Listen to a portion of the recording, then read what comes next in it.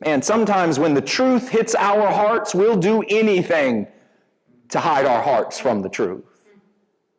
They would rather Barabbas go free than have Jesus' words and his life continue to convict their hearts. They would rather take the chance of Barabbas leading another rebellion in their country than to have Jesus continue to reveal the rebellion that was living in their hearts. We come to these places where if we're not careful, we start shouting out, "Give us Barabbas, just don't look at my heart. Give us Barabbas, just stop calling out my issues. I am willing to endure some difficulty as long as you stop pointing out the stuff that I keep marrying myself to."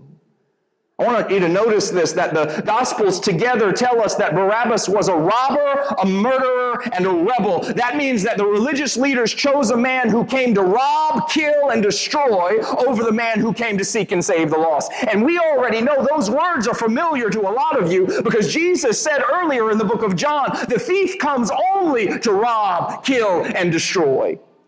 And so they were so devoted to themselves, so devoted to protecting their way of life and holding on to their way of thinking that they didn't know that they were being completely controlled by Satan. Guard your heart, not your way of life.